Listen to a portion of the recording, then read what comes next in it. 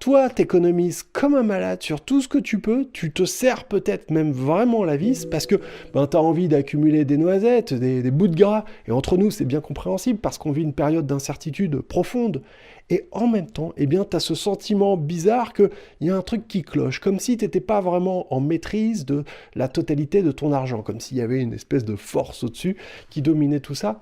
C'est exactement ce que je voudrais qu'on parle dans la vidéo d'aujourd'hui, puisque c'est une vidéo qui est dédiée à la face cachée de ton pouvoir d'achat. Et on va aussi voir pourquoi tu devrais peut-être épargner un petit peu moins et faire autre chose avec ton argent. C'est parti.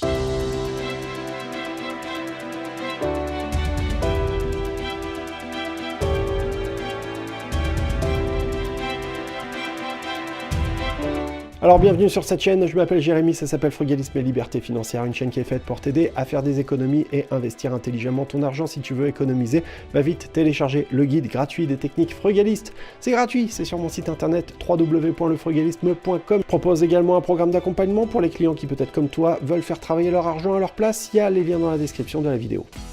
Vous pouvez me retrouver en podcast sur toutes les plateformes, ça s'appelle Frugalisme et Liberté Financière.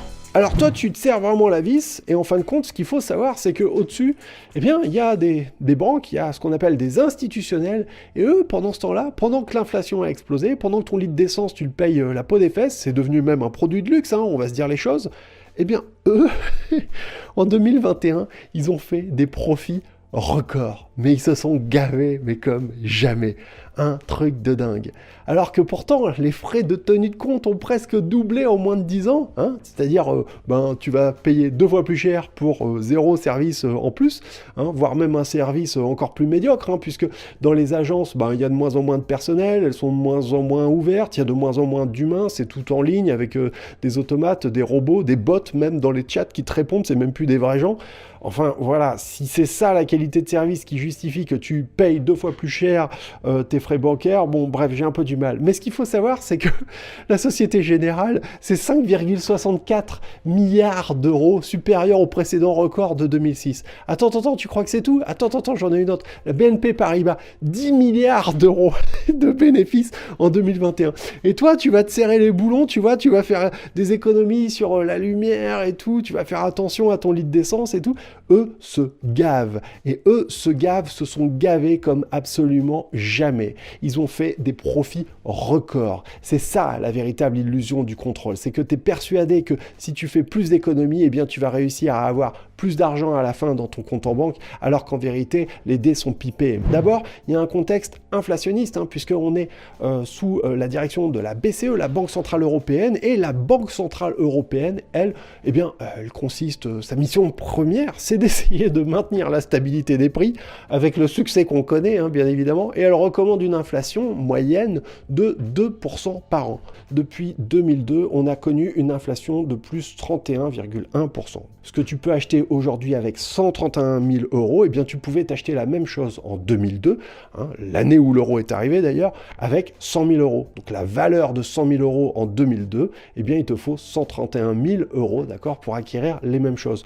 Entre toi et moi, je doute que ton salaire, si tu travaillais déjà à cette époque-là, je doute que ton salaire, il a augmenté de 31,1% comme ça, simplement parce que ton patron, il avait envie de t'augmenter. Si tu as réussi à avoir plus de revenus et des augmentations de salaire, c'est parce que tu as su aller vers d'autres jobs, saisir d'autres opportunités, avoir d'autres types de revenus qui font que finalement, tu as réussi à compenser ton besoin d'argent. Avec une inflation de 2% par an, la valeur de ton argent, elle diminue de 2% chaque année. Si on a une inflation de 5% par an, d'accord, il faut savoir que ton argent, tes économies, elles vont perdre 5% de leur valeur chaque année. En fin de compte, c'est comme si on t'appliquait une taxe de 5% chaque année pour ne pas avoir investi ton argent avec un taux de rendement supérieur à celui de l'inflation. C'est un petit peu une punition. T'as pas voulu l'investir, t'as juste voulu l'économiser, tiens, bim, on va te mettre 5% dans les gencives. Et tu vas te dire, oui, mais moi, mon argent, il est placé, il est en sécurité, puisqu'il est sur le livret A. Si tu as un livret A avec un taux de rendement de 1% et une inflation à 5%, finalement, la valeur de ton épargne diminue de 4% chaque année. Donc finalement, ton argent perd de sa valeur au fur et à mesure du temps. Ça, c'est quelque chose de fondamental qu'il faut absolument intégrer. Concrètement, ça signifie que l'inflation est en train de dévorer l'épargne que tu as accumulée en banque. Tout est plus cher alors que tes revenus, eux, n'augmentent pas. Je vais te donner un exemple. L'année où j'ai passé mon bac, c'était en 2000, c'était il y a 22 ans, ça ne nous rajeunit pas. Eh bien, écoute bien, ma mère, elle me donnait 30 francs pour manger le midi. Avec 30 francs, j'arrivais à m'acheter un grand sandwich au thon. J'arrivais à m'acheter une tarte au citron. J'arrivais à m'acheter une boisson et il me restait même un petit peu de monnaie dans la poche. T'imagines, avec 30 francs. 30 francs aujourd'hui, eh bien, ça fait 4,57 €. Eh bien, c'est ça l'inflation. Et c'est de reconnaître qu'on pouvait s'acheter beaucoup plus de choses avec beaucoup moins d'argent. On avait aussi des besoins différents. Regarde un petit peu ça, cet outil-là là, que tu as dans la poche, un téléphone portable. Imagine le nombre d'appareils que ça a remplacé. Allez, je t'en donne quelques-uns. Ça a remplacé un réveil matin, un appareil photo, un caméscope, une montre, un téléphone fixe évidemment, un agenda, un plan, une carte, un GPS, un lecteur MP3, les post-it, les journaux, une calculatrice, j'en passe des meilleurs. Je sais même pas ce que ça a pas remplacé. On peut tout faire aujourd'hui avec ce truc-là, alors qu'avant, eh bien, il fallait qu'on ait des appareils dédiés qui chacun nous coûtait un petit peu la peau des fesses et en plus, ils tombaient en panne. Là aujourd'hui, pour 150 balles, eh ben, tu as tout ça dans le creux de ta poche, disponible à tout moment. Alors tu vas me dire maintenant, mais alors Jérémy, pourquoi on n'arrête pas l'inflation? Il suffirait de l'arrêter, comme ça, il n'y aurait plus de problème et les prix redeviendraient normaux. Évidemment, quelle question? Eh bien, je vais t'expliquer 3 raisons qui font que finalement, c'est très difficile de stopper cette inflation. La première des raisons, eh bien, c'est que nous vivons dans un monde qui est le monde de l'offre et de la demande. Et cette demande pousse l'inflation naturellement à la hausse. Plus il y a de demandes de produits, moins ces produits sont disponibles et plus ces produits seront chers. C'est un petit peu la loi du plus offrant, quoi, finalement. La seconde raison, c'est de comprendre que finalement, les coûts soutiennent l'inflation. Par exemple, si tu veux cuisiner un gâteau et que tous les ingrédients du gâteau sont beaucoup plus chers, eh bien, le prix du gâteau, au final, sera lui-même beaucoup plus cher. Eh bien, supposons maintenant qu'on applique le même raisonnement à la construction immobilière. Tu veux construire une maison. Ok, alors il va te falloir des briques, il va te falloir du béton, il va te falloir du bois, etc. Mais si chacun de ces matériaux est beaucoup plus cher, eh bien finalement tu comprends bien que le prix de la maison à la fin sera directement impacté et c'est celui qui voudra l'acheter qui devra payer la note. La troisième raison pour laquelle on a une inflation qui est très forte aujourd'hui, eh bien c'est tout simplement à cause de l'augmentation de la masse monétaire. Et dis-toi bien que depuis le mois de janvier 2020, les États-Unis ont créé près de 40% de l'intégrité des dollars qui sont actuellement en circulation. Ça veut dire qu'on a multiplié le nombre de billets. S'il y a plus de billets, ça veut dire concrètement que la valeur de chaque billet est amoindrie, elle est diluée. Concrètement, ça veut dire qu'il y a plus de 5 000 milliards de dollars qui ont été injectés en un an. C'est colossal. Et ben tu sais quoi, la Banque Centrale Européenne, elle en a fait autant. Il y a eu une impression monétaire en Europe très forte, justement pour essayer de relancer l'économie. Dans une période de crise, eh bien, il faut essayer d'acheter évidemment ce qui n'est pas cher. Et qu'est-ce qui n'est pas cher aujourd'hui? Eh bien, c'est tout simplement la dette. S'endetter n'a jamais été aussi peu cher aujourd'hui parce que les taux d'emprunt sont encore très bas. Je ne serais pas surpris qu'ils viennent à remonter drastiquement dans les temps qui viennent, mais c'est encore le bon moment aujourd'hui pour s'endetter. Attention, s'endetter, ça veut pas dire acheter une saucisse, ça veut pas dire qu'il va falloir acheter n'importe quoi. Je suis pas en train de te pousser à l'endettement, je suis en train de te dire que c'est très intelligent aujourd'hui d'envisager de s'endetter pour acheter des actifs, c'est-à-dire des choses qui vont produire de la valeur, des actifs rentables qui vont te permettre à la fois de rembourser la dette, je te le souhaite, mais également de gagner beaucoup d'argent dans le temps. C'est exactement de cette manière qu'il faut envisager la chose, alors que si tu décides de t'endetter pour acheter des choses qui ne produiront pas de valeur, comme une télévision, comme une voiture par exemple, eh bien c'est à tout risque parce que forcément tu perdras de l'argent au fur et à mesure du temps. Concrètement, investir dans l'immobilier locatif, c'est une excellente idée aujourd'hui, pour peu que tu te formes, pour peu que tu saches ce que tu vas acheter, comment tu vas le faire, etc.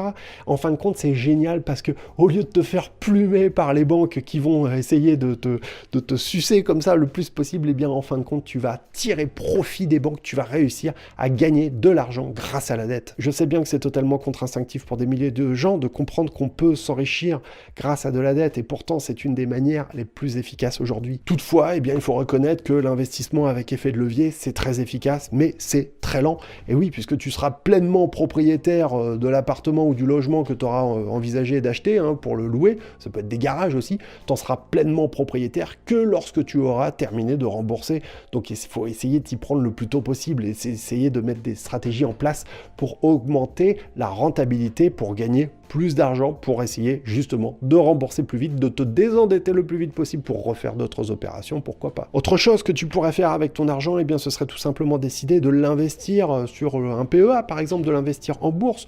Dis-toi que simplement avec certains ETF, on peut assez facilement obtenir des rendements de 7 à 10% par an, pour peu qu'on mette en place un investissement programmé et dilué dans le temps. C'est ce qu'on appelle le fameux investissement DCA, Dollar Cost Averaging, et qui permet en fin de compte de mettre une même somme d'argent à intervalles réguliers pour en fin de compte essayer de se protéger contre la volatilité des placements à la hausse et à la baisse. Ça veut dire concrètement que dans les périodes de forte crise, de forte baisse, eh bien toi, tu ne vas pas te poser de questions, juste à la même date, eh bien tu achètes la même ETF qui va justement te permettre de largement diversifier tes investissements. Au lieu d'acheter une action, un investissement en particulier, eh bien on va décider de diversifier en un clic notre investissement. Enfin, tu pourrais tout à fait envisager d'investir une petite partie de ton portefeuille dans les crypto-monnaies.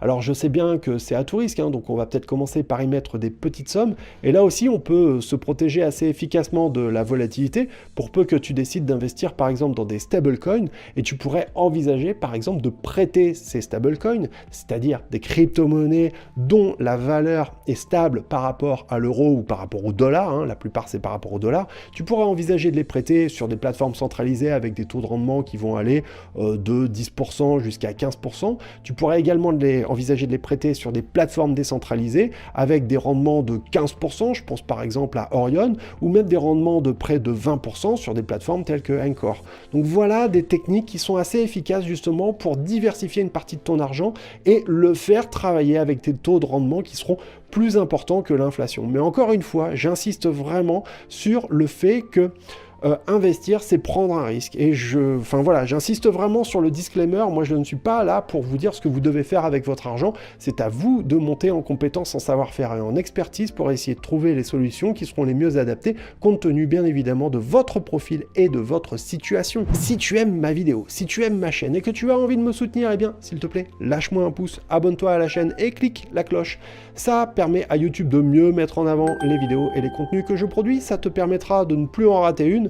Et ça permet de faire grandir la communauté. Nous approchons déjà bientôt les 10 000 personnes, les 10 000 abonnés, et j'en suis ravi. Moi, il y a un truc que je trouve génial avec les crypto-monnaies, je sais pas ce que t'en penses, mais c'est que l'économie décentralisée, c'est la réinvention en fin de compte du système bancaire, c'est le fait qu'on n'ait pas une autorité au-dessus qui puisse dire la manière avec laquelle tu vas gérer ton argent. Alors c'est plus ou moins vrai quand on rentre dans le détail, mais quand même il y a des solutions décentralisées avec des crypto-monnaies, stablecoins qui sont totalement décentralisées et qui permettent de proposer des solutions qui sont très intéressantes et qui n'existaient pas jusqu'alors. Nous vivons aujourd'hui dans une société de consommation qui nous programme psychologiquement à vivre d'une certaine façon. On a tous été induits en erreur par nos parents, nos professeurs et nos amis qui nous ont expliqué par A plus B qu'il fallait absolument avoir un job salarié pour pouvoir accumuler le plus d'argent possible, pour nous offrir en fin de compte des choses dont tu n'as pas besoin pour essayer de combler des faux besoins, des besoins artificiels que le dieu marketing t'a mis dans le crâne. En fin de compte, c'est exactement comme si tu décidais de sortir de la matrice. Est-ce que tu vas continuer à prendre la pilule bleue ou est-ce que tu vas décider enfin de sortir, de voir la dure réalité, de prendre la pilule rouge et de comprendre peut-être comment toi aussi tu vas pouvoir faire travailler ton argent à ta place. Il faut savoir que quand on a une somme d'argent qui est disponible à la banque, c'est très facile à dépenser, c'est très tentant. En fin de compte, on peut très facilement tomber dans une certaine forme d'achat compulsif. Le secret, c'est de comprendre que ton argent t'aide à construire ton patrimoine à long terme, au lieu de simplement te permettre d'acheter de nouvelles choses dont en plus tu n'as peut-être pas forcément besoin. La seconde chose, c'est de comprendre que tu pourrais très bien avoir suffisamment d'argent investi pour que les rendements de cet argent, de ces placements, te permettent d'obtenir un second salaire, en fin de compte te permettent de compenser ton besoin d'argent. À ce moment-là, eh bien, tu pourrais décider tout simplement de lever le pied, peut-être de moins travailler. Au fond, c'est peut-être ça aussi la liberté, c'est peut-être la liberté de pouvoir te consacrer à tes propres projets. Enfin, je rappelle qu'il est primordial de conserver absolument un fonds d'urgence que tu vas conserver en permanence sur ton compte en banque parce que, en fin de compte, c'est ton assurance sommeil. Alors, certains recommandent des fonds d'urgence de 3 à 5 mois. Personnellement, j'ai tendance à recommander des fonds d'urgence de plutôt 6 à 8 000 euros. Je sais que c'est des sommes qui sont importantes, mais en fin de compte, pour moi, c'est des sommes d'argent qui peuvent me permettre d'être suffisamment confortable, qui me permettent de me sentir suffisamment en sécurité pour pouvoir ensuite investir et parfois aussi, bien entendu, prendre des risques, ça va de soi. Attention, je précise que ce fonds d'urgence que tu vas te constituer, ce matelas de sécurité, eh bien, tu dois t'en servir que si tu as un vrai pépin dans la vie, un problème de maladie, de chômage, de perte d'emploi ou je sais pas quoi, mais c'est certainement pas fait pour aller te payer des vacances au soleil, c'est pas le but du jeu. Alors si tu veux aller plus loin, je te recommande 3 livres, à commencer bien évidemment par le mien, Un salaire sans rien faire, ou presque. C'est aux éditions Robert Laffont, c'est disponible et en vente dans toutes les librairies, il y a même la version audio, Audible, qui est gratuite sur la plateforme, il y a les liens en description de la vidéo. Il y a un deuxième livre que je te recommande et qui est aussi une des bibles des gens qui se lancent dans l'investissement, c'est bien sûr Père riche, Père pauvre de Robert Kiyosaki. Et il y en a un troisième que je te recommande aussi qui s'appelle Pensez et devenez riche de Napoleon Hill. Voilà, je pense que si tu prends le temps de lire ces 3 livres, eh bien tu devrais déjà en savoir beaucoup plus que la plupart des gens sur le fonctionnement de l'argent. Je connais même des personnes qui sont réellement addicts, accros à leur téléphone portable au point de consulter 7 à 10 fois par jour leur application bancaire pour vérifier qu'il y a bien des sous qui sont arrivés dessus, que tout va bien, parce que ça a un côté rassurant, ça les calme en fin de compte. Mais ce qu'ils ne comprennent pas, ces personnes-là qui essayent d'accumuler le plus d'argent, qui sont vraiment fixées sur le chiffre qui apparaît sur leur compte en banque, ce qu'ils n'arrivent pas à saisir, c'est ce qu'on appelle le coût d'opportunité, et c'est ce dont on va parler maintenant. Alors d'abord, je voudrais que tu retiennes un truc, c'est que le plus gros risque que tu risques de prendre, eh bien, c'est celui de ne pas en prendre. Celui qui fait la plus grosse bêtise, en fin de compte, eh bien, c'est celui qui ne bouge pas, c'est celui qui ne fait rien. Il n'en fait qu'une, mais une de taille, parce qu'au moins là, tu es sûr d'avoir une certitude, c'est que ton argent, ton épargne va se faire littéralement dévorer par l'inflation. Supposons que tu aies décidé d'acheter des actions de chez Apple l'année dernière. Eh bien, dis-toi qu'en un an, eh bien, ton investissement, il aurait gagné en faisant rien. Et il aurait gagné 30% en faisant rien. Pourtant, est-ce que tu l'as fait? Peut-être pas. Pourtant, est-ce que tu aurais pu le faire? Oui, probablement. Pour peu que tu sois adulte, eh bien, tu as tout à fait la possibilité d'acheter des actions Apple aujourd'hui. En fin de compte, le coût d'opportunité, eh bien, c'est la somme d'argent que tu perds en ne faisant pas travailler ton argent ou bien en le faisant travailler beaucoup trop lentement. Alors tu vas certainement me dire, oui, mais finalement tout ça c'est pas pour moi, parce qu'il faut déjà avoir de l'argent pour commencer à faire de la bourse, et j'ai certainement pas de l'argent à claquer là-dedans, ce que je peux parfaitement comprendre. Mais regarde un petit peu, je vais prendre quelques exemples qui vont te permettre de fixer un peu mieux les choses. Imagine que tu aurais décidé d'investir 150 € chaque mois dans des bitcoins depuis 2013. Tu vas me dire, ça aurait été à tout risque et j'aurais certainement pas été mettre mon argent là-dedans. Ouais, certainement, moi je peux le comprendre, parce que c'est vrai que ça fait peur et ça peut monter dans les étoiles, comme ça peut partir à la cave. Seulement si tu avais fait ça, si tu avais mis tout simplement chaque mois, sans te poser de questions, sans regarder si le marché il est à la hausse ou à la baisse, si tu avais mis simplement 150 € chaque mois dans des bitcoins depuis 2013, eh bien aujourd'hui tu aurais été millionnaire, tu aurais plus d'1 million d'euros dans ton porte-monnaie. Est-ce que tu aurais pu le faire? Oui, tu pouvais tout à fait le faire. Est-ce que tu l'as fait? Bah peut-être pas. Mais tu sais, moi je suis exactement dans le même cas, j'ai pas acheté de bitcoin en 2013. Donc tu vois, cette question du coût d'opportunité, elle nous concerne tous. Alors tu vas me dire, oui mais Jérémy, tu prends des gros montants, 150 € c'est beaucoup trop. Alors attends, on va prendre autre chose. On va prendre la seconde des crypto-monnaies, on va imaginer que tu investisses seulement 10 € par semaine. 10 € par semaine, ça fait 40 balles par mois sur une autre crypto-monnaie. On va parler de la seconde, on va parler de l'Ethereum. Supposons que tu aies simplement investi 10 € par semaine depuis 2015, et bien aujourd'hui, tu aurais près d'1 million d'euros aussi si tu avais fait exactement la même chose avec beaucoup moins d'argent et sur beaucoup moins de temps. Donc au lieu de cela, eh bien tes 10 € chaque semaine, tes 40 balles par mois, qu'en as-tu fait? Qu'est-ce que tu as fait de cet argent? Est-ce que tu t'es acheté des cigarettes? Est-ce que tu les as économisées, épargnées? Est-ce que tu t'es fait plaisir? Est-ce que tu les as dépensés dans un ciné, n'importe quoi? Je dis pas qu'il faut pas aller au cinéma, je dis pas qu'il faut pas vivre, je te demande simplement de réfléchir à ce que tu peux faire avec ton argent. C'est ça l'idée, c'est ça l'objectif et le but de cette vidéo. Tu vas peut-être tout simplement te dire que finalement, eh bien, tu n'as pas investi tout ça là-dedans parce que tu n'avais même pas idée que ça existait, tu ne le savais pas. Eh bien, là aussi, tu pourrais très bien envisager d'investir une petite partie de ton argent dans ta propre éducation financière, dans ta propre formation. Ça peut passer par des lectures, ça peut passer par de l'accompagnement. Justement, c'est comme ça que tu vas réussir à monter en savoir-faire, en compétences et en expertise, et que tu pourras découvrir des nouvelles opportunités pour gagner de l'argent, tout simplement. Entre nous, j'avoue, j'ai pris des exemples volontairement extrêmes parce que je voulais que tu puisses réussir vraiment à saisir qu'est-ce que c'est que cette question du coût d'opportunité. Je voudrais enfin t'expliquer une chose, c'est que toi, quand tu accumules de l'argent sur ton compte en banque, eh bien il ne faut pas croire que la banque, elle, n'en fait rien. Elle le fait travailler, elle. ton argent. Elle l'investit, elle, ton argent. Si toi, tu décides de ne pas le faire, si toi, tu décides simplement de l'accumuler, eh bien, sache que ça n'est pas perdu pour tout le monde.